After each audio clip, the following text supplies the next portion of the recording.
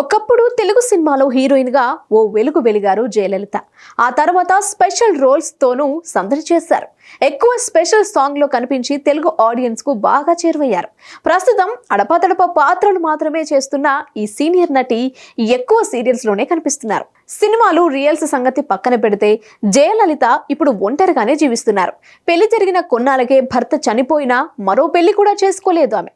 తన బంధువులే తన కుటుంబీకులుగా భావించారు. తల్లిదండ్రులు కన్నుమూసిన తర్వాతే హైదరాబాద్ కు షిఫ్ట్ అయిపోయారు ఆమె.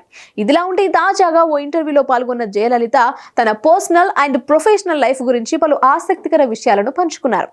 దివంగత నటుడు శరత్ బాబుతో పెళ్లి చేసుకోవాలనుకున్నట్లు, బిడ్డను కూడా కనేందుకు ప్లాన్ చేసుకున్నట్టు చెప్పుకొచ్చారు. అమ్మా నాన్న చనిపోయాక నేను హైదరాబాద్ కు షిఫ్ట్ అయ్యాను. నాకు రమప్రభ చాలా క్లోజ్ ఫ్రెండ్. రమ శరత్ బాబులను అక్కా బావ అంటూ పిలిచేదాన్ని.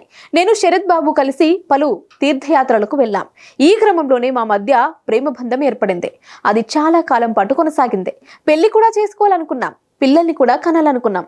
ఇదే విషయాన్ని సినిమా ఇండస్ట్రీలోని మా స్నేహితులకు చెప్పాం. అయితే వారు శరత్ బాబుకు వద్దని చెప్పారట. దీంతో మా పెళ్లి ఆగిపోయింది. శరత్ బాబుకు పిల్లలంటే కాస్త భయం ఉండేది. పెళ్ళై పిల్లలు పుట్టాక ఆస్తి కోసం తమ పిల్లల్ని ఎవరైనా ఏమైనా చేస్తారని భావించి వద్దనేవారు. ఆయన చివరి రోజుల్లో ప్రతిరోజు ఆసుపత్రికి వెళ్లేదాన్ని. అయితే ఆయనకు సేవ చేసుకునే భాగ్యం కూడా నాకు దక్కలేదు అని వాపోయారు జయలలిత.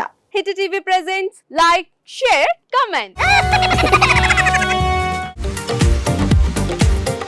టీవీ వాళ్ళకు కూడా నేను ఒక సర్ప్రైజ్ ఇద్దాం అనుకుంటున్నాను. మీరు మాత్రమే జెస్సీ ఎందుకు అయ్యారు? ఇలాంటి అమ్మాయిలకి పిలవడానికి బాగుంటుంది. చందు సాయికి like you and have a జనాలకి ఒక పేరు నచ్చిందంటే దీనికి ఒక ప్రాసెస్ ఉంటుంది. ఎందుకు ప్రాసెస్ డైరెక్ట్గా వెళ్ళిపోదాం. ఏదైనా ఒకటి మర్చిపోయినావా నువ్వు? ఏం మర్చిపోయావు?